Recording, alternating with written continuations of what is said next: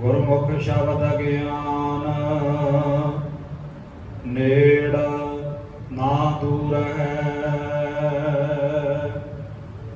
ਪੂਰਵ ਲਿਖਤ ਨਿਸ਼ਾਨ ਕਰਮ ਅੰਕੁਰ ਹੈ। ਗੁਰ ਸੇਵਾ ਪ੍ਰਧਾਨ ਸੇਵਕ ਸੂਰ ਹੈ। ਪੂਰਨ ਪਰਮ ਨਿਧਾਨ ਸਾਧ ਭਰਪੂਰ ਹੈ। ਸਾਧ ਸੰਗਤ ਅਸਥਾਨ ਜਗਮਗ ਨੂਰ ਹੈ।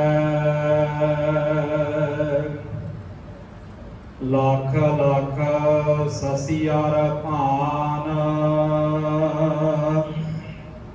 ਕਿਰਨ ਠਰੂਰ ਹੈ।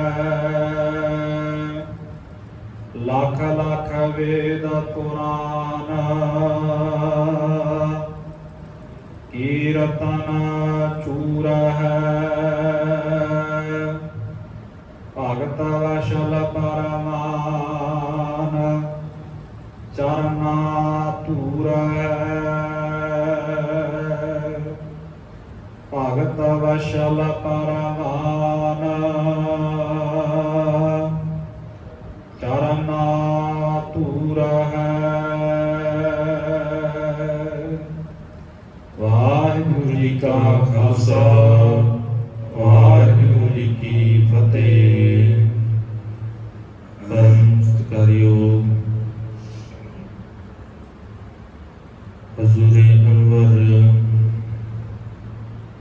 ਵਾਲੀ ਕੁਲ ਆਲਮ ਕਿਰਪਾ ਨਿਧਾਨ ਦੀਨ ਦਇਆਲ ਸੁਆਮੀ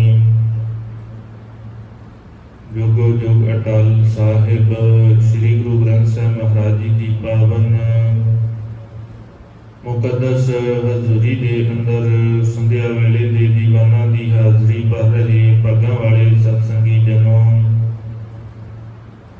ਵਡਭਾਗੇ ਹਾਂ ਜੋ ਗੁਰੂ ਬਖਸ਼ਿਸ਼ ਦਾ ਸਦਕਾ ਪਾਵਨ ਗੋਦ ਦੇ ਅੰਦਰ ਜੁੜ ਕਰਕੇ ਸਤਿਗੁਰਾਂ ਦੀ ਅੰਮ੍ਰਿਤਮਈ ਬਾਣੀ ਦੇ ਕੀਰਤਨ ਦੇ ਨਾਲ ਗੁਰੂ ਪਿਆਰ ਵਾਲਿਆਂ ਪਾਸੋਂ ਸਾਂਝ ਬਣਾ ਰਹੇ ਸਾਂ। ਉਪਰੰਤ ਕਿਰਪਾਲੂ ਦਾਤਾ ਜੀ ਦੀ ਅਪਾਰ ਬਖਸ਼ਿਸ਼ ਦਾ ਸਦਕਾ ਭਾਈ ਸਾਹਿਬ ਭਾਈ ਗੁਰਦਾਸ ਜੀ ਦੀਆਂ ਪਵਿੱਤਰ ਵਾਰਾਂ ਦੀ ਚੱਲ ਰਹੀ ਲੜੀਵਾਰ ਵਿਚਾਰ ਦੇ ਨਾਲ ਜੁੜਨ ਦਾ ਸੁਭਾਗ ਸਮਾਂ ਪ੍ਰਾਪਤ ਹੋਇਆ ਹੈ। ਇਸ ਲੜੀ ਦੇ ਤਹਿਤ ਪਿਛਲੇਰੇ ਦੀਵਾਨਾਂ ਦੇ ਅੰਦਰ ਤੀਜੀ ਵਾਰ ਦੀਆਂ 9 ਪੌੜੀਆਂ ਦੇ ਵਿਚਾਰ ਆਪ ਸੰਗਤਾਂ ਦੇ ਨਾਲ ਸਾਂਝੀ ਕੀਤੀ। ਅਗਲੇਰੀ 10 ਨੰਬਰ ਪੌੜੀ, ਜਿਸ ਦਾ ਪਾਠ ਆਪ ਜੀਆਂ ਨੇ ਸਤਿਕਾਰਯੋਗ ਭਾਈ ਸਾਹਿਬਾਂ ਪਾਸੋਂ ਸ਼ਰਵਣ ਕੀਤਾ ਹੈ। ਇਸ ਦੀ ਵਿਚਾਰ ਆਪ ਸੰਗਤਾਂ ਦੇ ਨਾਲ ਸਾਂਝੀ ਕਰਨੀ ਹੈ। ਆਓ ਵਿਚਾਰਾਂ ਦੀ ਆਰੰਭਤਾ ਤੋਂ ਪਹਿਲਾਂ ਸਾਹਿਬਾਂ ਦੇ ਪਾਵਨ ਚਰਨਾਂ ਦੇ ਅੰਦਰ ਹਾਜ਼ਰੀ ਲਵਾਈਏ। ਬੜੇ ਪਿਆਰ ਅਤੇ ਅਦਬ ਸਹਿਤ ਆਖੋ ਜੀ ਸਤਨਾਮ ਸ੍ਰੀ ਵਾਹਿਗੁਰੂ ਸਾਹਿਬ ਜੀ। ਵਾਹਿਗੁਰੂ ਜੀ ਗੁਰਮੂਰਤ ਕਰ ਧਿਆਨ ਸਦਾ ਹਜੂਰ ਹੈ। ਸਾਰਿਆਂ ਤੋਂ ਜ਼ਰੂਰੀ ਹੈ ਸਾਡੇ ਧਿਆਨ ਦਾ ਟਿਕਿਆ ਹੋਣਾ। ਜਦੋਂ ਤੱਕ ਸਾਡਾ ਧਿਆਨ ਨਹੀਂ ਟਿਕਦਾ, ਕੋਈ ਵੀ ਕਾਰਜ ਹੈ, ਭਾਵੇਂ ਸੰਸਾਰ ਦਾ ਕਿੰਨਾ ਵੀ ਨਿੱਕਾ ਕਾਰਜ ਹੋਵੇ, ਅਸੀਂ ਉਹ ਨਹੀਂ ਪੂਰਾ ਕਰ ਸਕਦੇ। ਧਿਆਨ ਦਾ ਟਿਕਿਆ ਹੋਣਾ ਸਾਰਿਆਂ ਤੋਂ ਜ਼ਰੂਰੀ ਹੈ। ਜੇ ਧਿਆਨ ਨਹੀਂ ਟਿਕਿਆ, ਸਕੂਲ ਜਾਣ ਵਾਲਾ ਬੱਚਾ ਆਪਣੀ ਪੜ੍ਹਾਈ ਸਹੀ ਢੰਗ ਨਾਲ ਨਹੀਂ ਕਰ ਸਕਦਾ। ਜੇ ਧਿਆਨ ਨਹੀਂ ਟਿਕਿਆ ਤੇ ਕੰਮਕਾਰ ਕਰਨ ਵਾਲਾ ਮਨੁੱਖ ਆਪਣਾ ਕੰਮ ਡਿਊਟੀ ਸਹੀ ਨਾਲ ਨਿਭਾ ਨਹੀਂ ਸਕਦਾ। ਜੇ ਧਿਆਨ ਨਹੀਂ ਟਿਕਿਆ, ਤੇ ਜੇ ਸਾਡਾ ਧਿਆਨ ਨਾ ਟਿਕਿਆ ਹੋਵੇ, ਜੇ ਸੰਸਾਰ ਦੇ ਕਾਰਜ ਅਸੀਂ ਬਿਨਾਂ ਧਿਆਨ ਟਿਕਾਏ ਨਹੀਂ ਕਰ ਸਕਦੇ, ਫਿਰ ਗੁਰੂ ਦੀ ਹਜ਼ੂਰੀ ਦੇ ਅੰਦਰ ਆ ਕੇ ਬਿਨਾਂ ਸੁਰਤ ਨੂੰ ਟਿਕਾਇਆ ਹੋਇਆ, ਮਨ ਨੂੰ, ਧਿਆਨ ਨੂੰ ਟਿਕਾਇਆ ਹੋਇਆ, ਕਦੇ ਵੀ ਗੁਰੂ ਦੀ ਬਾਤ ਨੂੰ ਸਮਝ ਨਹੀਂ ਸਕਦੀ। ਹੁੰਦਾ ਹੈ ਨਾ ਕਈ ਵਾਰ ਏਦਾਂ ਜਮਾਤ ਦੇ ਅੰਦਰ ਬੱਚੇ ਬੈਠੇ ਹੋਣ, ਉਹ ਬੈਠੇ ਹੋਏ ਬੱਚੇ ਜਦੋਂ ਆਪਸ ਵਿੱਚ ਕਿਤੇ ਗੱਲਾਂ ਕਰਨ, ਪੜਾਉਣ ਵਾਲਾ ਅਧਿਆਪਕ ਉਸੇ ਵੇਲੇ ਆਵਾਜ਼ ਮਾਰ ਕੇ ਉਹਨਾਂ ਨੂੰ ਸੁਚੇਤ ਕਰਦਾ ਹੈ, ਭਾਈ ਧਿਆਨ ਇੱਧਰ ਦਿਓ, ਮੈਂ ਕੁਝ ਪੜ੍ਹਾ ਰਿਹਾ। ਜ਼ਰੂਰੀ ਇਹ ਹੈ ਤੁਹਾਡੀਆਂ ਗੱਲਾਂ ਕਰਨੀਆਂ, ਤੁਹਾਡਾ ਖਿੜਕੀ ਤੋਂ ਬਾਹਰ ਦੇਖਣਾ, ਦਰਵਾਜ਼ੇ ਤੋਂ ਬਾਹਰ ਦੇਖਣਾ, ਇਹ ਜ਼ਰੂਰੀ ਨਹੀਂ ਹੈ। ਜ਼ਰੂਰੀ ਕੀ ਹੈ? ਜੋ ਮੈਂ ਬੋਲ ਰਿਹਾ, ਮੈਂ ਪੜ੍ਹਾ ਰਿਹਾ, ਮੈਂ ਸਮਝਾ ਰਿਹਾ, ਇਹ ਜ਼ਰੂਰੀ ਹੈ। ਬਾਕੀ ਕੰਮ ਜ਼ਰੂਰੀ ਨਹੀਂ। ਹੁਣ ਸਾਰਾ ਕੁਝ ਛੱਡ ਦਿਓ, ਜਿੰਨਾ ਕਿਹਾ ਜਾ ਰਿਹਾ ਹੈ। ਜੇ ਤੁਹਾਨੂੰ ਸੁਣਨ ਲਈ ਕਿਹਾ ਗਿਆ ਤੇ ਸਿਰਫ ਤੁਹਾਡਾ ਕੰਮ ਹੈ ਸੁਣਨਾ। ਜੇ ਤੁਹਾਨੂੰ ਲਿਖਣ ਨੂੰ ਕਿਹਾ ਜਾ ਰਿਹਾ ਹੈ ਤੇ ਤੁਹਾਡਾ ਕੰਮ ਹੈ ਲਿਖਣਾ। ਤੁਹਾਨੂੰ ਪੜ੍ਹਨ ਨੂੰ ਕਿਹਾ ਜਾ ਰਿਹਾ ਤੇ ਤੁਹਾਡਾ ਕੰਮ ਹੈ ਪੜ੍ਹਨਾ, ਹੋਰ ਕੋਈ ਨਹੀਂ। ਆਪਣੀ ਸਿਆਣਪ ਦੀ ਕਲਾਸ ਦੇ ਅੰਦਰ ਬੈਠੇ ਹੋਏ ਬੱਚਿਆਂ ਨੂੰ ਇਹ ਬਾਰ-ਬਾਰ ਕਿਹਾ ਜਾਂਦਾ ਕਿ ਜੋ ਕਿਹਾ ਜਾ ਰਿਹਾ ਹੈ ਉਹ ਹੀ ਕਰਨਾ। ਇਦਾਂ ਹੀ ਗੁਰੂ ਦੀ ਹਜ਼ੂਰੀ ਦੇ ਅੰਦਰ ਆ ਕੇ ਵੀ ਸਾਡਾ ਸੁਭਾਅ ਉਦਾਂ ਦਾ ਹੋਣਾ ਚਾਹੀਦਾ, ਟਿਕਾਅ ਵਾਲਾ। ਹੁਣ ਸਾਡਾ ਧਿਆਨ ਕਿਸੇ ਵੱਲ ਨਹੀਂ ਹੋਣਾ ਚਾਹੀਦਾ ਵੀ ਕੌਣ ਕੀ ਕਰ ਰਿਹਾ ਹੈ, ਦੂਜਾ ਕੀ ਕਰ ਰਿਹਾ ਹੈ, ਕੌਣ ਆਇਆ ਤੇ ਕੌਣ ਗਿਆ। ਸਾਡਾ ਧਿਆਨ ਹੋਣਾ ਚਾਹੀਦਾ ਵੀ ਗੁਰੂ ਕੀ ਕਹਿ ਰਿਹਾ ਹੈ, ਬਾਣੀ ਕੀ ਕਹਿ ਰਹੀ ਹੈ। ਕੀਰਤਨ ਹੋ ਰਿਹਾ ਹੈ ਤੇ ਕੀਰਤਨ ਕੀ ਹੋ ਰਿਹਾ ਹੈ, ਬਾਣੀ ਪੜ੍ਹੀ ਜਾ ਰਹੀ ਹੈ ਤੇ ਕੀ ਹੋ ਰਿਹਾ ਹੈ, ਗੁਰੂ ਦੇ ਸ਼ਬਦ ਦੀ ਵਿਚਾਰ ਚੱਲ ਰਹੀ ਹੈ ਤੇ ਕੀ ਹੋ ਰਿਹਾ ਹੈ। ਨਹੀਂ ਤੇ ਇੱਥੇ ਅਕਸਰ ਹੀ ਫੋਨ ਤੇ ਗੱਲਾਂ, ਆਪਸ ਵਿੱਚ ਗੱਲਾਂ ਚੱਲਦੀਆਂ। ਇਹ ਅਸਲ ਦੇ ਵਿੱਚ ਜ਼ਰੂਰੀ ਮਤਲਬ ਕਿ ਜਦੋਂ ਗੁਰੂ ਦੇ ਕੋਲ ਆਵੇ, ਗੁਰੂ ਦੀ ਉਸਤਤ ਕਰਨੀ ਹੋਵੇ ਤੇ ਫਿਰ ਕਿਵੇਂ ਕਰੀ? ਸਾਵਧਾਨ ਇਕਾਗਰ ਜੀ, ਸਾਵਧਾਨ ਹੋ ਕੇ ਇਹ ਧਿਆਨ ਨੂੰ ਟਿਕਾ ਕਰਕੇ ਫਿਰ ਕਰਿਆ ਕਰ। ਗੁਰ ਮੂਰਤ ਕਰ ਧਿਆਨ ਸਦਾ ਹਜ਼ੂਰ ਹੈ। ਉਹਦੇ ਅੰਦਰ ਧਿਆਨ ਟਿਕਾ ਕੇ ਰੱਖ, ਗੁਰੂ ਦੀ ਮੂਰਤੀ ਦੇ ਅੰਦਰ। ਤੇ ਗੁਰੂ ਦੀ ਮੂਰਤੀ ਕਿਹੜੀ ਹੈ? ਗੁਰ ਮੂਰਤ, ਗੁਰ ਸ਼ਬਦ ਹੈ। ਮੂਰਤੀ ਉਹ ਨਹੀਂ ਕਿਸੇ ਨੇ ਤਸਵੀਰ ਬਣਾ ਦਿੱਤੀ, ਉਹ ਮੂਰਤੀ ਕਿਸੇ ਨੇ ਕਹਿ ਦਿੱਤਾ ਵੀ ਗੁਰੂ ਇਦਾਂ ਦਾ ਹੈ, ਨਹੀਂ। ਭਾਈ ਗੁਰਦਾਸ ਜੀ ਕਹਿੰਦੇ ਗੁਰੂ ਅਸਲ ਦੇ ਵਿੱਚ ਕਿਦਾਂ ਦਾ ਹੈ? ਗੁਰ ਮੂਰਤ, ਗੁਰ ਸ਼ਬਦ। ਗੁਰੂ ਦਾ ਸ਼ਬਦ ਹੀ ਅਸਲ 'ਚ ਗੁਰੂ ਦੀ ਮੂਰਤੀ ਹੈ, ਕਿਸੇ ਦੀ ਕਾਲਪਨਿਕ ਬਣਾਈ ਹੋਈ ਮੂਰਤੀ ਗੁਰੂ ਦੀ ਮੂਰਤੀ ਨਹੀਂ ਹੈ। ਮੂਰਤ ਦਾ ਅਸਲ ਅਰਥ ਹੁੰਦਾ ਹੈ ਸਰੂਪ, ਕਿ ਉਹਦਾ ਸਰੂਪ ਕਿਵੇਂ ਦਾ ਹੈ ਤੇ ਗੁਰੂ ਦਾ ਸਰੂਪ ਕਿਵੇਂ ਦਾ ਹੈ, ਉਹ ਗੁਰਬਾਣੀ ਦੱਸਦੀ ਹੈ ਸਾਨੂੰ, ਨਾ ਕਿ ਕੋਈ ਆਮ ਮਨੁੱਖ ਦੱਸ ਸਕਦਾ ਹੈ ਜਿਹਨੇ ਕਲਪਨਾ ਦੇ ਨਾਲ ਕੋਈ ਤਸਵੀਰ ਕੱਢ ਦਿੱਤੀ। ਭਾਈ ਗੁਰਦਾਸ ਜੀ ਕਹਿੰਦੇ ਗੁਰ ਮੂਰਤ ਕਰ ਧਿਆਨ ਸਦਾ ਹਜ਼ੂਰ ਹੈ। ਗੁਰੂ ਦੇ ਸ਼ਬਦ ਦੇ ਵਿੱਚ ਆਪਣਾ ਧਿਆਨ ਸੁਰਤ ਜੋੜ ਕੇ ਰੱਖਿਆ ਕਰ ਵੀ ਗੁਰੂ ਕੀ ਕਹਿੰਦਾ ਹੈ, ਤੇ ਚੇਤਾ ਰੱਖਿਆ ਕਰ ਸਦਾ ਹਜ਼ੂਰ ਹੈ। ਉਹ ਗੁਰੂ ਹਮੇਸ਼ਾ ਤੇਰੇ ਨਾਲ ਹੈ, ਸਦੀਵੀ ਤੇਰੇ ਨਾਲ ਵਸਦਾ ਹੈ। ਔਰ ਸਮਝ ਬੜੇ ਵਿਰਲੇ ਨੇ ਜਿਨ੍ਹਾਂ ਨੂੰ ਹੁੰਦੀ ਹੈ, ਵਿਰਲੇ ਨੇ ਜਿਨ੍ਹਾਂ ਨੂੰ ਸਮਝ ਆਉਂਦੀ। ਤੇ ਕਿਹੜੇ ਨੇ? ਉਹਨਾਂ ਦੀ ਗੱਲ ਭਾਈ ਗੁਰਦਾਸ ਜੀ ਅੱਗੇ ਕਰਦੇ ਹਨ। ਗੁਰਮੁਖ ਸ਼ਬਦ ਗਿਆਨ ਨੇੜ ਨਾ ਦੂਰ ਹੈ। ਉਹਨਾਂ ਨੂੰ ਬੜਾ ਨੇੜੇ ਜਾਪਦਾ ਹੈ, ਦੂਰ ਨਹੀਂ। ਉਹ ਕੌਣ ਨੇ? ਭਾਈ ਗੁਰਦਾਸ ਜੀ ਕਹਿੰਦੇ ਗੁਰਮੁਖ ਸ਼ਬਦ ਗਿਆਨ।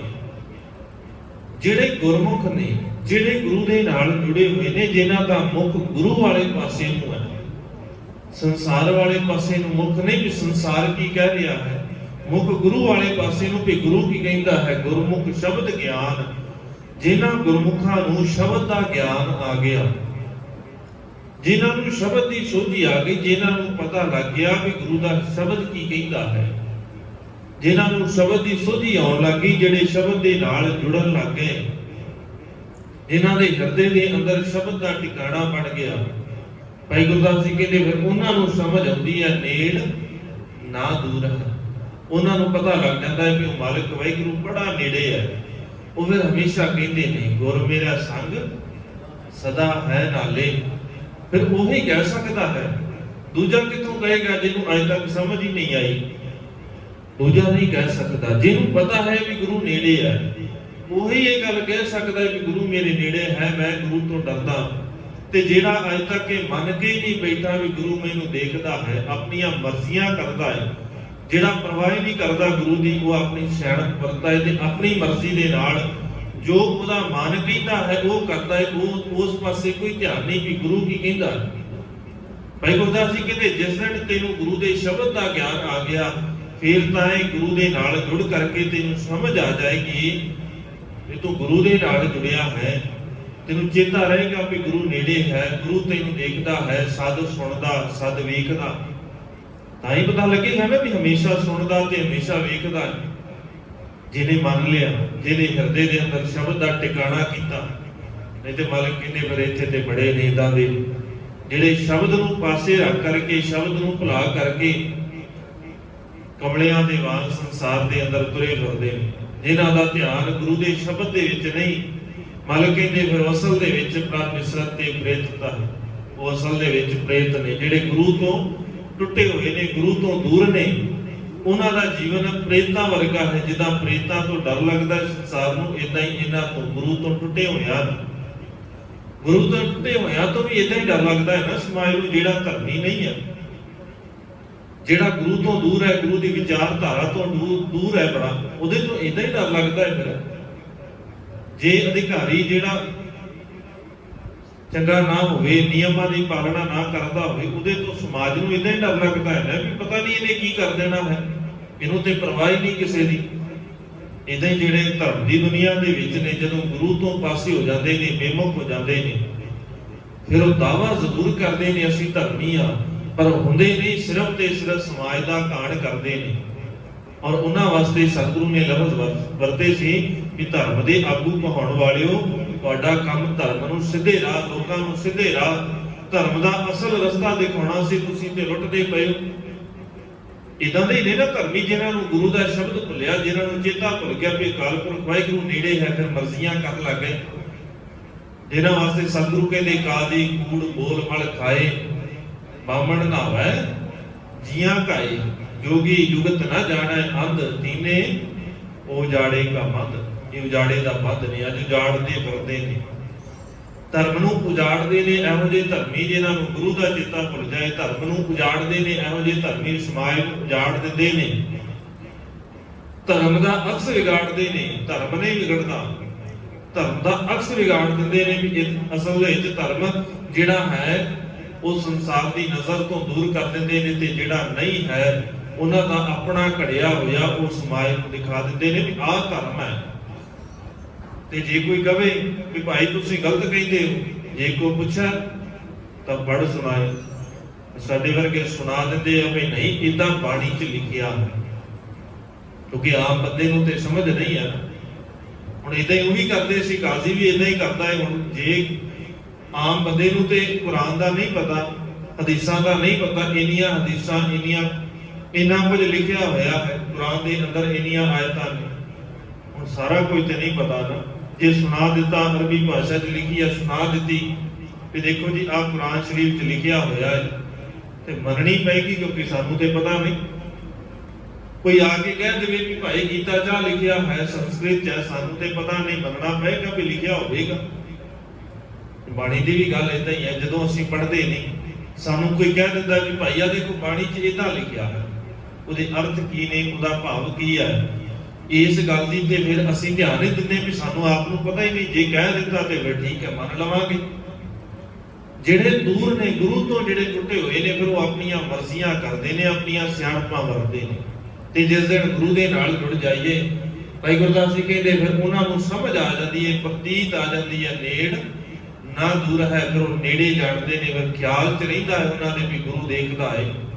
ਕਿਸੇ ਦੇ ਨਾਲ ਮਾੜਾ ਕਰ ਰਹੇ ਆ, ਰਿਸ਼ਵਤ ਲੈ ਰਹੇ ਆ, ਠੱਗੀ ਕਰ ਰਹੇ ਆ, ਕਿਸੇ ਨੂੰ ਧੋਖਾ ਦੇ ਰਹੇ ਆ, ਜਿਹੜਾ ਵੀ ਕਾਰਜ ਕਰਦੇ ਆ, ਫਿਰ ਉਹ ਖਿਆਲ ਰਹਿੰਦਾ ਹੈ ਵੀ ਗੁਰੂ ਦੇਖਦਾ ਹੈ। ਪੂਰਵ ਲਿਖਤ ਨਿਸ਼ਾਨ ਕਰਮ ਅੰਕੁਰ ਹੈ। ਪੂਰਬ ਲਿਖਤ ਨਿਸ਼ਾਨ, ਪੂਰਬ ਦੇ ਲਿਖੇ ਹੋਏ ਨਿਸ਼ਾਨ, ਪੂਰਬ ਦੇ ਵਿੱਚ ਜੋ ਕੀਤਾ ਉਹਦੇ ਲੱਗੇ ਹੋਏ ਨਿਸ਼ਾਨ। ਚੰਗਾ ਕੀਤਾ ਹੈ ਤੇ ਚੰਗੇ, ਮੰਦਾ ਕੀਤਾ ਹੈ ਤੇ ਫਿਰ ਮੰਦੇ ਦਾਗ ਲੱਗੇ ਹੋਏ ਨੇ। ਸਾਡੀ ਜ਼ਿੰਦਗੀ ਦੇ ਅੰਦਰ ਹਰੇਕ ਪਲ ਜੋ ਅਸੀਂ ਕਮਾ ਰਹੇ ਹਾਂ ਉਹ ਪੂਰਬ ਲਿਖਤ ਹੈ, ਉਹ ਨਿਸ਼ਾਨ ਸਾਡੇ ਮੱਥੇ ਦੇ ਉੱਤੇ ਕੱਟਦੇ ਨੇ। ਮਾਲਕ ਤਾਂ ਹੀ ਕਹਿੰਦੇ ਨੇ ਵੀ ਜੋ ਮੈਂ ਕਰ ਰਿਹਾ ਆਪਣੇ ਕੀਤੇ ਹੋਏ ਕੰਮਾਂ ਦੇ ਕਰਕੇ ਤੇਰੇ ਤੋਂ ਦੂਰੀ ਬਣ ਰਹੀ ਹੈ, ਤੇਰੇ ਤੋਂ ਸਾਂਝ ਟੁੱਟ ਰਹੀ ਹੈ। ਕਿਰਤ ਕਰਮ ਕੇ ਵਿਛੜੇ, ਕੀਤੇ ਹੋਏ ਕੰਮਾਂ ਦੇ ਕਰਕੇ, ਸੁਭਾਅ ਦੇ ਕਰਕੇ ਤੇਰੇ ਨਾਲੋਂ ਟੁੱਟ ਰਹੇ ਹਾਂ। ਪੂਰਬ ਲਿਖਤ ਨਿਸ਼ਾਨ ਕਰਮ ਅੰਕੁਰ ਹੈ।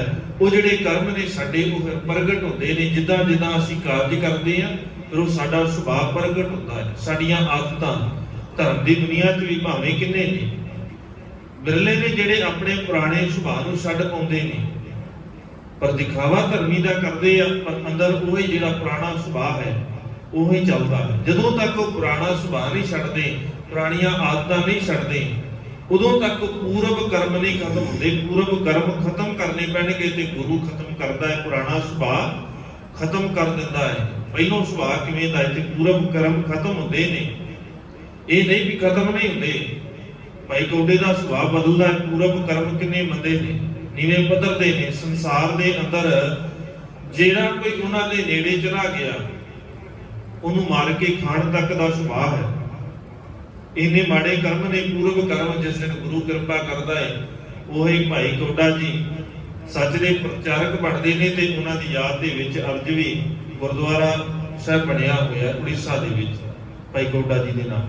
ਪੂਰਬ ਕਰਮ ਬਦਲਦੇ ਨੇ, ਬਸ ਜ਼ਰੂਰੀ ਹੈ ਕਿ ਕੋਈ ਬਦਲਣਾ ਤੇ ਚਾਹੇ। ਲੋਕ ਸੱਜਣ ਠੱਗ ਕਹਿੰਦੇ ਸਨ, ਪਰ ਉਹੀ ਭਾਈ ਸੱਜਣ ਜੀ ਬਣ ਗਏ, ਪ੍ਰਚਾਰਕ ਬਣ ਗਏ ਸੱਚ ਦੇ।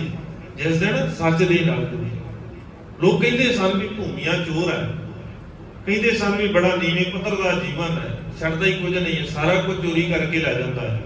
ਪਰ ਉਹੀ ਭਾਈ ਭੂਮੀਆਂ ਬਣਦਾ ਹੈ, ਸੁਭਾਅ ਬਦਲਦੇ ਨੇ। ਬਸ ਜੇ ਅਸੀਂ ਬਦਲਣਾ ਚਾਹੀਏ ਤੇ ਜੇ ਨਹੀਂ ਬਦਲਣਾ ਚਾਹੁੰਦੇ ਫਿਰ ਭਾਵੇਂ ਧਰਮੀ ਬਾਣਾ ਪਾ ਲਈਏ। ਕਿੰਨੇ ਨੇ ਇਦਾਂ ਦੇ ਜਿਨ੍ਹਾਂ ਨੇ ਧਰਮੀ ਬਾਣੇ ਪਾਏ, ਸੁਭਾਅ ਨਹੀਂ ਬਦਲਿਆ ਤੇ ਪੂਰਬ ਕਰਮ ਤਰਪਟੇ ਅੰਕੁਰ ਬਣ ਕੇ ਸਮੇਂ ਦੇ ਨਾਲ ਨਾਲ ਉਹ ਪੂਰਬ ਕਰਮ ਜਿਹੜੇ ਨੇ ਸੰਸਾਰ ਦੇ ਅੰਦਰ ਉਜਾਗਰ ਹੋ ਜਾਂਦੇ ਹਨ। ਗੁਰ ਸੇਵਾ ਪ੍ਰਧਾਨ ਸੇਵਕ ਸੂਰ ਹੈ। ਗੁਰੂ ਦੀ ਸੇਵਾ ਦੇ ਨਾਲ, ਗੁਰੂ ਦੀ ਸੇਵਾ ਦੇ ਰਾਹੀਂ ਸੇਵਕ ਜਿਹੜੇ ਨੇ ਉਹ ਪ੍ਰਵਾਨ ਹੋ ਜਾਂਦੇ ਨੇ, ਪ੍ਰਧਾਨ ਬਣ ਜਾਂਦੇ ਨੇ, ਉੱਚੇ ਸ੍ਰੇਸ਼ਟ ਹੋ ਜਾਂਦੇ ਨੇ। ਉਹੀ ਬਣਦੇ ਨੇ ਪ੍ਰਧਾਨ ਜਿਹੜੇ ਗੁਰੂ ਦੀ ਸੇਵਾ ਦੇ ਵਿੱਚ ਪੂਰੇ ਹੋ ਜਾਂਦੇ ਨੇ, ਗੁਰੂ ਦੀ ਸੇਵਾ ਕਰਦਿਆਂ ਹੋਇਆਂ ਸੂਰਮੇ ਬਣ ਜਾਂਦੇ ਨੇ। ਸੇਵਕ ਸੂਰ ਹੈ, ਸੇਵਕ ਜਿਹੜਾ ਹੈ ਸੂਰਮਾ ਬਣ ਜਾਂਦਾ ਹੈ ਗੁਰੂ ਦੇ ਦਰ ਦਾ।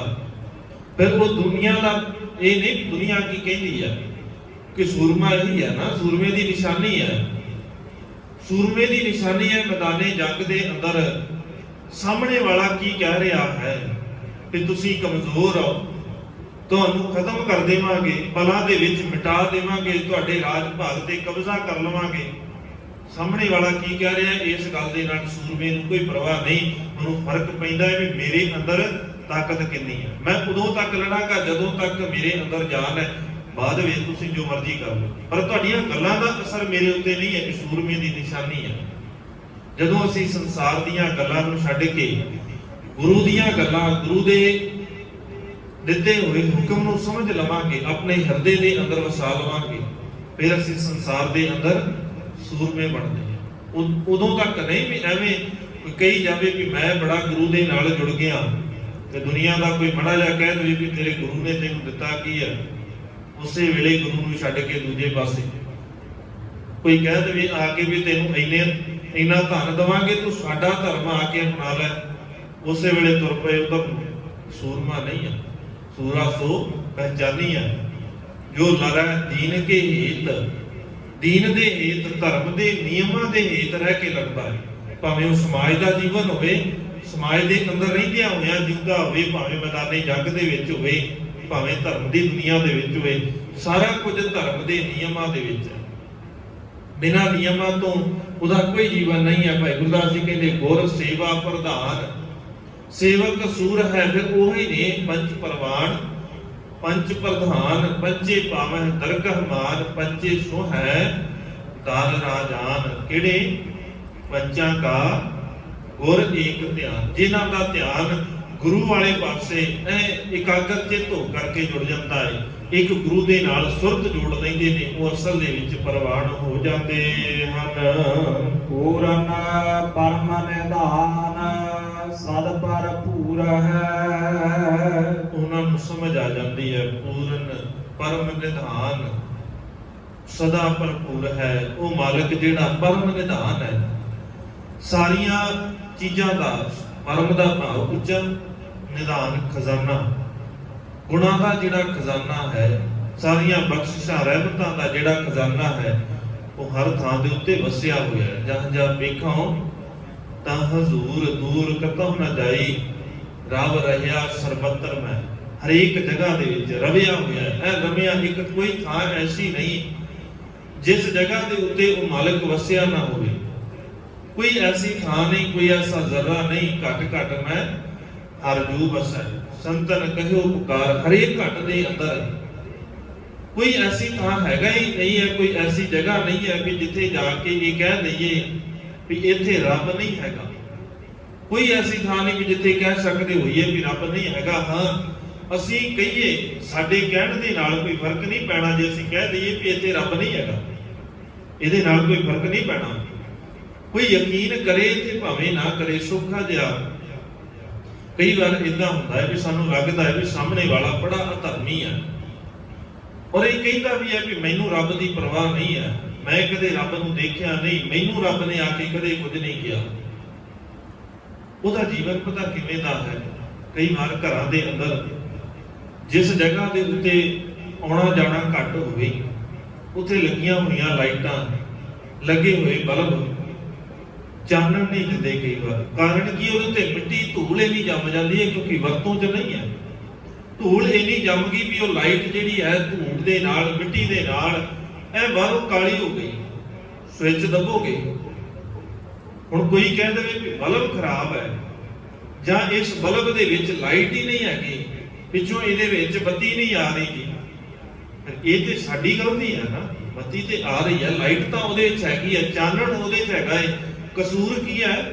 ਸਾਡੀ ਨਿਗਾਹ ਦੇ ਵਿੱਚ ਤੇ ਉਸ ਚਾਨਣ ਦੇ ਵਿੱਚ ਇੱਕ ਪਰਦਾ ਹੈ ਕਿ ਉੱਥੇ ਮਿੱਟੀ ਇੰਨੀ ਹੈ, ਉਹ ਧੂੜ ਦੇ ਕਰਕੇ ਜਿਹੜਾ ਹਨੇਰਾ ਹੈ ਉਹਨੇ ਆਪਣਾ ਜ਼ੋਰ ਫੜਿਆ ਹੋਇਆ, ਚਾਨਣ ਬਾਹਰ ਨਹੀਂ ਆ ਰਿਹਾ ਕਿਉਂਕਿ ਉਹ ਧੂੜ ਇੰਨੀ ਹੈ, ਉਹ ਪਰਦਾ ਇੰਨਾ ਹੈ। ਇਹਦੇ ਹੀ ਸਾਡੇ ਜੀਵਨ ਦੇ ਅੰਦਰ ਵੀ ਕਈ ਵਾਰ ਹੁੰਦਾ ਹੈ, ਸਾਡੇ ਹਿਰਦੇ ਦੇ ਅੰਦਰ ਤੇ ਗੁਰੂ ਦੇ ਅੰਦਰ। ਸਤਿਗੁਰੂ ਕਹਿੰਦੇ ਨਾ, ਧਨ ਬਿਰਕਾ ਇੱਕ ਹੀ ਸੰਗ ਵਾਸਾ। ਉਹ ਮਾਲਕ ਵਾਹਿਗੁਰੂ ਤੇ ਜੀਵ ਆਤਮਾ ਦਾ ਇੱਕੋ ਥਾਂ ਦੇ ਉੱਤੇ ਟਿਕਾਣਾ ਹੈ, ਇੱਕ ਹੀ ਸੰਗ ਵਾਸਾ। ਪਰ ਦਿਖਦਾ ਕਿਉਂ ਨਹੀਂ ਆ? ਵਿੱਚ ਹਉਮੈ ਭੀਤ ਕਰਾਰੀ, ਵਿੱਚ ਹਉਮੈ ਦੀ ਕੰਧ ਇੰਨੀ ਕੁ ਕਰਾਰੀ ਆ, ਟੁੱਟਦੀ ਨਹੀਂ ਆ, ਹੈ ਬਹੁਤ ਪਤਲੀ ਜੀ, ਪਰ ਉਹ ਟੁੱਟਦੀ ਨਹੀਂ ਹੈ, ਤੋੜਨੀ ਬੜੀ ਔਖੀ ਹੈ। ਇਸੇ ਕਰਕੇ ਮਾਲਕ ਕਹਿੰਦੇ ਫਿਰ ਉਹ ਹੈ ਇੱਕੋ ਥਾਂ ਹੋਣ ਦਾ ਤੇ ਪਤਾ ਹੈ ਕਿ ਇੱਕੋ ਥਾਂ ਹੈਗੇ ਨਹੀਂ। ਜਦੋਂ ਤੱਕ ਉਹ ਝੂਠ ਦੀ ਕੰਧ, ਹਉਮੈ ਦੀ ਕੰਧ ਨਹੀਂ ਟੁੱਟਦੀ, ਉਦੋਂ ਤੱਕ ਗੁਰੂ ਦੇ ਨਾਲ ਸਾਂਝ ਨਹੀਂ ਬਣ ਸਕਦੀ। ਜਦੋਂ ਤੱਕ ਉਹ ਮਿੱਟੀ ਨੂੰ ਉਤਾਰਿਆ ਨਾ ਜਾਵੇ, ਕਮਰੇ ਦੇ ਅੰਦਰ ਚਾਨਣ ਨਹੀਂ ਆ ਸਕਦੀ। ਜ਼ਰੂਰੀ ਹੈ ਉਸ ਮਿੱਟੀ ਨੂੰ ਉਤਾਰਨਾ। ਸਾਡੇ ਹਿਰਦੇ ਦੇ ਅੰਦਰ ਲੱਗੀ ਹੋਈ ਕਾਲਕ ਜਨਮ ਜਨਮ ਕੀ, ਇਸ ਮਨ ਕੋ ਮਨ ਲਾਗੀ, ਕਾਲਾ ਹੋਆ ਸਿਆਹ। ਕਾਲਾ ਸਿਆਹ ਹੋਇਆ ਮਨ ਸਾਫ਼ ਹੀ ਉਦੋਂ ਹੋ ਸਕਦਾ ਹੈ ਜਿਸ ਦਿਨ ਗੁਰੂ ਦੇ ਕੋਲ ਆ ਕੇ ਕਹਾਂਗੇ ਵੀ ਸਤਿਗੁਰੂ ਇਸ ਮਨ ਨੂੰ ਸਾਫ਼ ਕਰਨਾ ਹੈ। ਹਾਲਾਂਕਿ ਜੇ ਕੋਈ ਬਾਹਰੀ ਤੌਰ ਦੇ ਉੱਤੇ ਯਤਨ ਕਰੇ, ਮਾਲਕ ਕਹਿੰਦੇ ਇੰਨਾ ਕੁ ਕਾਲਾ ਹੈ ਜਿੱਦਾਂ ਇੱਕ ਖਨਲੀ ਧੋਤੀ ਹੁੰਦੀ ਹੈ, ਉਹ ਕੱਪੜਾ ਜਿਹਦੇ ਨਾਲ ਕਿਸੇ ਨੇ ਕੋਲੂ ਨੂੰ ਸਾਫ਼ ਕੀਤਾ ਹੋਵੇ, ਤੇਲ ਵਾਲੇ ਕੋਲੂ ਨੂੰ ਸਾਫ਼ ਕਰਨ ਤੋਂ ਬਾਅਦ ਉਸ ਕੱਪੜੇ ਦੇ ਨਾਲ ਤੁਸੀਂ ਹੋਰ ਕੁਝ ਨਹੀਂ ਕਰ ਸਕਦੇ, ਨਾ ਉਹਨੂੰ ਸਾਫ਼ ਕਰ ਸਕਦੇ ਕਿਸੇ ਵੀ ਤਰੀਕੇ ਦੇ ਨਾਲ, ਕਿਉਂਕਿ ਉਹਦੇ ਹਰੇਕ ਰੇਸ਼ੇ ਦੇ ਵਿੱਚ ਕਾਲਕ ਮੜ ਜਾਂਦੀ ਹੈ, ਫਿਰ ਉਹਨੂੰ ਸਾਫ਼ ਕਰਨਾ ਬੜਾ ਔਖਾ ਹੈ। ਮਾਲਕ ਕਹਿੰਦੇ ਮਨ ਵੀ ਇਦਾਂ ਹੀ, ਇੰਨਾ ਹੀ ਕਾਲਾ ਹੋਇਆ ਹੈ, ਪਰ ਸਾਫ਼ ਕਰਨ ਦਾ ਇੱਕ ਤਰੀਕਾ ਹੈ। ਜਿੱਦਾਂ ਸਰੀਰ ਨੂੰ ਸਾਫ਼ ਕਰਨ ਵਾਸਤੇ ਸੰਸਾਰ ਦੇ ਅੰਦਰ ਪਾਣੀ ਦੀ ਵਰਤੋਂ, ਸਾਬਣ ਦੀ ਵਰਤੋਂ ਕਰੀਦੀ ਹੈ, ਮਾਲਕ ਕਹਿੰਦੇ ਜੇ ਮਨ ਨੂੰ ਸਾਫ਼ ਕਰਨਾ ਹੈ ਨਾ, ਭਰੀਆ ਮਤ ਪਾਪਾਂ ਕੈ ਸੰਗ ਉਹ ਧੋਪੈ ਨਾਮੈ ਕਰ। ਨਾਮ ਦੇ ਰਾਹੀਂ, ਗੁਰੂ ਦੀ ਬਖਸ਼ਿਸ਼ ਦੇ ਰਾਹੀਂ, ਗੁਰੂ ਦੇ ਹੁਕਮ ਦੇ ਰਾਹੀਂ ਜੇ ਤੂੰ ਮਨ ਨੂੰ ਸਾਫ਼ ਕਰਨਾ ਚਾਹਵੇਂ, ਜੇ ਯਤਨ ਕਰੇ ਵੀ ਮਨ ਨੂੰ ਸਾਫ਼ ਕਰਨਾ ਹੈ ਗੁਰੂ ਦੇ ਕੋਲ ਆ ਕੇ, ਫਿਰ ਇਸ ਮਨ ਨੂੰ ਸਾਫ਼ ਕਰ ਸਕਦਾ ਹੈ ਤੇ ਤੈਨੂੰ ਸਮਝ ਆ ਜਾਏਗੀ ਕਿ ਉਹ ਮਾਲਕ ਵਾਹਿਗੁਰੂ ਪੂਰਨ ਪਰਮ ਨਿਧਾਨ ਸਦਾ ਭਰਪੂਰ ਹੈ। ਫਿਰ ਤੈਨੂੰ ਪਤਾ ਲੱਗ ਜਾਏਗਾ ਵੀ ਹਰੇਕ ਥਾਂ ਦੇ ਉੱਤੇ ਉਹ ਮਾਲਕ ਵਾਹਿਗੁਰੂ ਵਸਦਾ ਹੈ। ਫਿਰ ਤੈਨੂੰ ਚੇਤਾ ਰਹੇਗਾ ਕੋਈ ਵੀ ਕਾਰਜ ਕਰਨ ਲੱਗਿਆ ਕਿ ਜਿਹੜਾ ਕਾਰਜ ਮੈਂ ਕਰਦਾ ਉਹ ਮਾਲਕ ਵਾਹਿਗੁਰੂ ਦੇਖਦਾ ਹੈ। ਸਾਧ ਸੰਗਤ ਅਸਥਾਨ ਜਗਮਗ ਨੂਰ ਹੈ। ਜਿੱਥੇ ਸਾਧ ਸੰਗਤ ਹੋਵੇ, ਜਿੱਥੇ ਗੁਰੂ ਦੀਆਂ ਗੱਲਾਂ ਹੁੰਦੀਆਂ ਹੋਣ, ਉਹ ਅਸਲ ਦੇ ਵਿੱਚ ਜਗਮਗ ਨੂਰ ਹੈ। ਉੱਥੇ ਅਸਲ ਦੇ ਵਿੱਚ ਉਸ ਮਾਲਕ ਵਾਹਿਗੁਰੂ ਦਾ ਚਾਨਣ ਹੈ। ਉਸੇ ਜਗ੍ਹਾ ਦੇ ਉੱਤੇ ਪ੍ਰਕਾਸ਼ ਹੋ ਸਕਦਾ ਹੈ, ਕਿਸੇ ਹੋਰ ਥਾਂ ਦੇ ਉੱਤੇ ਨਹੀਂ। ਕੋਈ ਕਹਿ ਦੇਵੇ ਵੀ ਮੈਂ ਖਾਸ ਥਾਂ ਦੇ ਉੱਤੇ ਬੈਠ ਕੇ ਤੇ ਰੱਬ ਨੂੰ ਚੇਤਾ ਕਰਨਾ ਹੈ ਤੇ ਫਿਰ ਮੈਨੂੰ ਉਹ ਰੱਬ ਮਿਲ ਜਾਏਗਾ। ਸਤਿਗੁਰੂ ਕਹਿੰਦੇ ਏਦਾਂ ਨਹੀਂ। ਰੱਬ ਵਸਦਾ ਹੀ ਸੰਗਤ ਦੇ ਵਿੱਚ ਹੈ। ਵਿੱਚ ਸੰਗਤ ਹਰ ਪ੍ਰਭ ਵਸੈ ਜੀ। ਬਸੇ ਵੀ ਸਾਨੂੰ ਪਤਾ ਹੋਵੇ ਵੀ ਸੰਗਤ ਕਿਹੜੀ ਕਰਨੀ ਹੈ। ਸੰਗਤ ਉਹ ਨਾ ਹੋਵੇ ਜਿੱਥੇ ਬੰਦਿਆਂ ਦੀਆਂ ਗੱਲਾਂ ਹੁੰਦੀਆਂ ਹੋਣ। ਸੰਗਤ ਉਹ ਨਾ ਹੋਵੇ ਜਿੱਥੇ ਕਿਸੇ ਐਸੇ ਦੀ ਗੱਲ ਹੁੰਦੀ ਹੋਵੇ ਜਿਹਦੇ ਵਿੱਚ ਕੋਈ ਉਸ ਮਾਲਕ ਵਾਹਿਗੁਰੂ ਦੇ ਨਾਲ ਜੁੜਨ ਦੀ ਗੱਲ ਹੀ ਨਾ ਹੋਵੇ। ਜਿਹੜਾ ਆਪ ਨਾਲ ਜੁੜਿਆ ਹੋਵੇ ਉਹਦੀਆਂ ਗੱਲਾਂ ਹੁੰਦੀਆਂ ਹੋਣ। ਕਿਉਂਕਿ ਸੰਗਤ ਦੀ ਤੇ ਨਿਸ਼ਾਨੀ ਇਹ ਹੈ ਨਾ, ਸਤ ਸੰਗਤ ਕੈਸੀ ਜਾਣੀ ਹੈ ਜਿੱਥੇ ਇੱਕੋ ਨਾਮ ਬਖਾਣੀ ਹੈ। ਜਿੱਥੇ ਇੱਕੋ ਨਾਮ ਦੀ, ਇੱਕੋ ਗੁਰੂ ਦੇ ਹੁਕਮ ਦੀ ਗੱਲ ਚੱਲਦੀ ਹੋਵੇ। ਇੱਕੋ ਨਾਮ ਹੁਕਮ ਹੈ, ਨਾਨਕ ਸਤਿਗੁਰ ਦੀਆ ਬੁਝਾਏ। ਜਿੱਥੇ ਗੁਰੂ ਦੀ ਗੱਲ ਚੱਲਦੀ ਹੋਵੇ, ਗੁਰੂ ਦੇ ਸ਼ਬਦ ਦੀ ਗੱਲ ਚੱਲਦੀ ਹੋਵੇ, ਗੁਰੂ ਦੀ ਮੱਤ ਦੀ ਗੱਲ ਚੱਲਦੀ ਹੋਵੇ, ਉਹੀ ਸੰਗਤ ਹੈ। ਦੂਜੀ ਸੰਗਤ ਨੂੰ ਇਹ ਨਹੀਂ ਕਹਿ ਸਕਦੇ ਵੀ ਇਹ ਗੁਰੂ ਦੀ ਸੰਗਤ ਹੈ ਜਾਂ ਸਤ ਸੰਗਤ ਹੈ, ਸਾਧ ਸੰਗਤ ਹੈ। ਹਾਂ, ਉਹ ਸੰਗਤ ਹੋ ਸਕਦੀ ਹੈ, ਇਕੱਠ ਹੋ ਸਕਦਾ ਹੈ, ਪਰ ਇਹ ਨਹੀਂ ਕਿ ਉਹਨੂੰ ਸਤ ਸੰਗਤ ਕਹਿ ਦੇਵਾਂਗੇ। ਭਾਈ ਗੁਰਦਾਸ ਜੀ ਕਹਿੰਦੇ ਸਾਧ ਸੰਗਤ ਅਸਥਾਨ ਜਗਮਗ ਨੂਰ ਹੈ।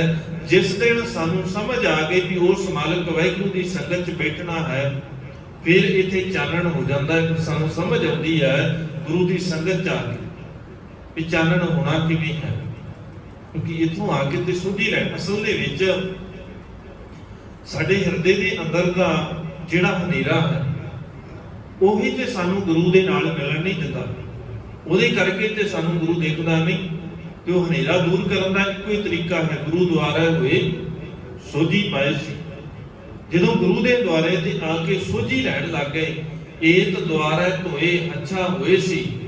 ਇਸ ਦੁਆਰੇ ਤੇ ਆ ਕੇ ਆਪਣੇ ਮਨ ਨੂੰ ਸਾਫ਼ ਕਰ ਲਿਆ, ਚੰਗਾ ਕਰ ਲਿਆ, ਪਵਿੱਤਰ ਕਰ ਲਿਆ। ਸਤਿਗੁਰੂ ਕਹਿੰਦੇ ਜਿਸ ਦਿਨ ਤੇਰਾ ਮਨ ਪਵਿੱਤਰ ਹੋ ਗਿਆ, ਫਿਰ ਉਸੇ ਦਿਨ ਗੁਰੂ ਦੇ ਨਾਲ ਤੇਰੀ ਸਾਂਝ ਬਣ ਜਾਵੇਗੀ। ਇਸ ਸੰਗਤ 'ਚ ਆ ਕਰਕੇ ਤੂੰ ਗੁਰੂ ਦੇ ਕੋਲ ਬੈਠ ਕਰਕੇ ਉਸ ਨੂਰ ਦਾ, ਉਸ ਚਾਨਣ ਦਾ ਜਿਹੜਾ ਆਪਣੇ ਹਿਰਦੇ ਦੇ ਅੰਦਰ ਪ੍ਰਕਾਸ਼ ਹੈ, ਜਿਸ ਦਿਨ ਉਸ ਪ੍ਰਕਾਸ਼ ਨੂੰ ਆਪਣੇ ਹਿਰਦੇ ਦੇ ਅੰਦਰ ਟਿਕਾ ਲਵੇਂਗਾ। ਕਿਉਂਕਿ ਪ੍ਰਕਾਸ਼ ਹੀ ਤੇ ਸ਼ਬਦ ਹੈ, ਸ਼ਬਦ ਦੇ ਰਾਹੀਂ ਪ੍ਰਕਾਸ਼ ਹੋਣਾ ਹੈ। ਜਿਸ ਦਿਨ ਇਹ ਸ਼ਬਦ ਗੁਰੂ ਦਾ ਗਿਆਨ, ਜਗ ਗਿਆਨ ਪ੍ਰਕਾਸ਼ ਅਗਿਆਨ ਮਿਟਨ, ਤੇ ਜਿਸ ਦਿਨ ਗੁਰੂ ਦੇ ਗਿਆਨ ਦਾ ਆਪਣੇ ਹਿਰਦੇ ਦੇ ਅੰਦਰ ਪ੍ਰਕਾਸ਼ ਕਰ ਲਿਆ, ਉਸੇ ਦਿਨ ਇੱਥੇ ਹਨੇਰਾ ਜਿਹੜਾ ਹੈ ਉਹ ਦੂਰ ਹੋ ਜਾਵੇਗਾ। ਲੱਖ ਲੱਖ ਸਸੀ ਅਰ ਭਾਨ ਕਿਰਨ ਠਰੂਰ ਹੈ।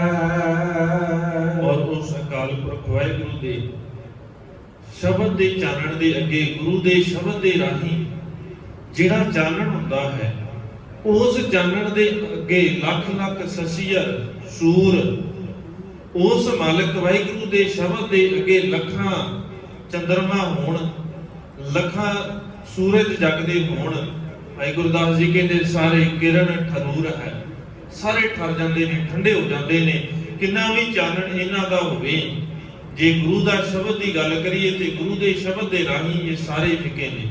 ਕਿਉਂਕਿ ਗੁਰੂ ਦਾ ਸ਼ਬਦ ਹਿਰਦੇ ਦੇ ਅੰਦਰ ਦਾ ਹਨੇਰਾ ਦੂਰ ਕਰਦਾ ਹੈ। ਇਹ ਸੂਰਜ ਬਾਹਰ ਦਾ ਹਨੇਰਾ ਤੇ ਦੂਰ ਕਰ ਸਕਦੇ ਨੇ। ਮਾਲਕ ਕਹਿੰਦੇ ਜੇ 100 ਚੰਦਾ ਉਗਵੈ, ਸੂਰਜ ਚੜ੍ਹੈ ਹਜ਼ਾਰ, ਇਤੇ ਚਾਨਣ ਹੁੰਦੇ ਆ ਗੁਰ ਬਿਨ ਘੋਰ ਅੰਧਾਰ। ਗੁਰੂ ਤੋਂ ਬਿਨਾ ਹਨੇਰਾ ਰਹੇਗਾ ਤੇ ਚਾਨਣ ਦਾ ਇੱਕੋ ਹੀ ਇੱਕ ਤਰੀਕਾ ਹੈ, ਉਹ ਗੁਰੂ ਦਾ ਸ਼ਬਦ, ਗੁਰੂ ਦੀ ਵਿਚਾਰਧਾਰਾ। ਲੱਖ ਲੱਖ ਵੇਦ ਪੁਰਾਨ ਕੀਰਤਨ ਚੂਰ ਹੈ। ਕੋਈ ਹਉਮੈ ਦੇ ਵਿੱਚ ਆ ਕਰਕੇ ਲੱਖਾਂ ਵੇਦਾਂ, ਪੁਰਾਣਾ, ਧਾਰਮਿਕ ਪੁਸਤਕਾਂ ਦੀ ਵਿਚਾਰ ਕਰਦਾ ਹੋਵੇ, ਕੋਈ ਕਹਿੰਦਾ ਹੋਵੇ ਵੀ ਮੈਂ ਬੜਾ ਸਿਆਣਾ, ਮੈਂ ਬੜਾ ਉੱਚਾ, ਮੇਰੇ ਕੋਲ ਗਿਆਨ ਹੈ, ਤੇ ਜਿਹੜੀਆਂ ਆ ਧਾਰਮਿਕ ਪੁਸਤਕਾਂ ਦੀ ਗੱਲ ਕਰਦਾ ਮੈਂ, ਇਹਨਾਂ 'ਚ ਬੜਾ ਗਿਆਨ ਹੈ। ਜੇ ਉਹ ਹਉਮੈ ਦੇ ਰਾਹੀਂ ਉਹਨਾਂ ਦੀ ਵਿਚਾਰ ਕਰਦਾ ਹੈ, ਜੇ ਉਹ ਸਿਰਫ ਬੰਦਿਆਂ ਦੀ ਗੱਲ ਕਰਦੇ ਨੇ, ਕਰਮ ਕਾਂਡਾਂ ਦੀ ਗੱਲ ਕਰਦਾ ਹੋਵੇ ਉਹਨਾਂ ਧਾਰਮਿਕ ਪੁਸਤਕਾਂ ਦੇ ਰਾਹੀਂ ਵੀ ਆਹ ਕਰਮ ਕਾਂਡ ਕਰ ਲਓ, ਇਦਾਂ ਹੋ ਜਾਏਗਾ, ਮਤਲਬ ਕਹਿੰਦੇ ਫਿਰ ਉਹ ਸਾਰਾ ਕੁਝ ਜਿਹੜੇ ਉਹ ਪੁਸਤਕਾਂ ਦੀ ਵਿਚਾਰਧਾਰਾ ਦੇ ਸਾਹਮਣੇ, ਜੇ ਉਹ ਵਿਚਾਰਧਾਰਾ ਦੀ ਗੱਲ ਕਰਦੇ ਹੋਈਏ, ਉਹਨਾਂ ਦੇ ਰਾਹੀਂ ਰੱਬ ਨੂੰ ਕੋਈ ਪਾਉਣ ਦੀ ਗੱਲ ਕਰਦਾ ਹੋਵੇ, ਇਹਦਾ ਹਉਮੈ ਦੇ ਨਾਲ, ਕਰਮ ਕਾਂਡਾਂ ਦੇ ਨਾਲ ਤੇ ਕਦੇ ਨਹੀਂ ਪਾ ਸਕਦਾ। ਉਹ ਸਾਰਾ ਕੁਝ ਫਿੱਕਾ ਹੈ। ਕੀਰਤਨ ਚੂਰ ਹੈ। ਕੀਰਤਨ ਦੇ ਸਾਹਮਣੇ, ਕੀਰਤਨ ਦਾ ਭਾਵ ਉਸ ਮਾਲਕ ਵਾਹਿਗੁਰੂ ਦੀ ਸਿਫਤ ਸਲਾਹ, ਕੀਰਤੀ ਤੋਂ ਸ਼ਬਦ ਬਣਦਾ ਹੈ ਕੀਰਤਨ, ਜਿਹਦਾ ਭਾਵ ਹੈ ਸਿਫਤ ਸਲਾਹ ਕਰਨਾ। ਉਹ ਸਿਫਤ ਸਲਾਹ ਸਾਜ਼ਾਂ ਦੇ ਰਾਹੀਂ ਹੋਵੇ, ਬਾਣੀ ਪੜ੍ਹ ਕੇ ਹੋਵੇ, ਵਿਚਾਰ ਦੇ ਰਾਹੀਂ ਹੋਵੇ, ਹਰੇਕ ਢੰਗ ਜਿੱਦਾਂ ਵੀ ਉਸ ਮਾਲਕ ਵਾਹਿਗੁਰੂ ਦੀ ਸਿਫਤ ਸਲਾਹ ਕਰਨੀ ਹੋਵੇ, ਉਹਦੀ ਸਿਫਤ ਸਲਾਹ ਦੇ ਸਾਹਮਣੇ ਇਹ ਸਾਰਾ ਹੀ ਜਿਹੜਾ ਗਿਆਨ ਹੈ, ਕਿ ਕੋਈ ਕਹੇ ਵੀ ਮੇਰੇ ਕੋਲ ਇੰਨਾ ਗਿਆਨ ਹੈ ਤੇ ਮੈਂ ਉੱਚਾ, ਸਤਿਗੁਰੂ ਕਹਿੰਦੇ ਨਹੀਂ, ਇਹ ਸਾਰਾ ਕੁਝ ਉਹਦੇ ਅੱਗੇ ਫਿੱਕਾ ਹੈ ਜਿਹਦੇ ਕੋਲ ਸਿਫਤ ਸਲਾਹ ਹੈ। ਭਗਤ ਵਸ਼ਲ ਪਰਵਾਨ ਚਰਨਾ ਧੂਰ ਹੈ। ਉਹ ਭਗਤ ਵਸ਼ਲ ਵਾਹਿਗੁਰੂ ਅਕਾਲ ਪੁਰਖ ਪ੍ਰਮਾਤਮਾ ਦੇ ਚਰਨਾਂ ਦੇ ਅੰਦਰ ਪ੍ਰਵਾਨ ਸਿਰਫ ਉਹ ਹੀ ਹੁੰਦੇ ਨੇ ਜਿਹੜੇ ਚਰਨਾਂ ਧੂਰ ਹੈ, ਜਿਹੜੇ ਚਰਨਾਂ ਦੀ ਧੂਰ ਬਣ ਗਏ, ਜਿਹੜੇ ਗੁਰੂ ਦੀ ਵਿਚਾਰਧਾਰਾ ਦੇ ਰਾਹੀਂ ਜੀਣ ਲੱਗ ਗਏ, ਜਿਨ੍ਹਾਂ ਦੇ ਹਿਰਦੇ ਦੇ ਅੰਦਰ ਨਿਮਰਤਾ ਆ ਗਈ, ਜਿਨ੍ਹਾਂ ਨੂੰ ਜੀਣ ਦਾ ਢੰਗ ਆ ਗਿਆ, ਕਿ ਗੁਰੂ ਜਿਵੇਂ ਸਿਖਾਉਂਦਾ ਹੈ ਜੀਣਾ, ਉਹਦਾ ਜੀਣਾ ਆ ਗਿਆ। ਭਾਈ ਗੁਰਦਾਸ ਜੀ ਕਹਿੰਦੇ ਫਿਰ ਉਹੀ ਪ੍ਰਵਾਨ ਹੁੰਦੇ ਨੇ, ਭਗਤ ਵਤਸਲ ਪ੍ਰਵਾਨ ਚਰਨਾ ਧੂਰ, ਜਿਨ੍ਹਾਂ ਦੇ ਹਿਰਦੇ ਦੇ ਅੰਦਰ ਨਿਮਰਤਾ ਨਹੀਂ, ਹਉਮੈ ਕਿਸੇ ਵੀ ਗੱਲ ਦੀ ਹੋਵੇ, ਆਪਣੇ ਅਹੁਦੇ ਦੀ ਹੋਵੇ ਜਾਂ ਕਿਸੇ ਹੋਰ ਕਾਰਨ ਕਰਕੇ ਦੂਜਿਆਂ ਦੇ ਉੱਤੇ ਰੋਹ ਮਾਰਦਾ ਹੋਵੇ, ਦੂਜਿਆਂ ਦੇ ਹੱਕ ਨੂੰ ਦੱਬਦਾ ਹੋਵੇ, ਨਿਮਰਤਾ ਨਾ ਹੋਵੇ। ਸਤਿਗੁਰੂ ਕਹਿੰਦੇ ਫਿਰ ਇਦਾਂ ਦੇ ਜਿਹੜੇ ਨੇ ਇਹ ਪ੍ਰਵਾਨ ਨਹੀਂ, ਪ੍ਰਵਾਨਗੀ ਸਿਰਫ ਨਿਮਰਤਾ ਵਾਲਿਆਂ ਦੀ ਹੁੰਦੀ ਹੈ। ਸਤਿਗੁਰੂ ਬਖਸ਼ਿਸ਼ ਕਰਨ। ਵਿਚਾਰਾਂ ਕਰਦਿਆਂ ਹੋਈਆਂ ਬੇਅੰਤ ਭੁੱਲਾਂ ਦੀ ਖਿਮਾ। ਬੁਲਾਓ ਜੀ ਫਤਿਹ, ਆਖੋ ਜੀ ਵਾਹਿਗੁਰੂ।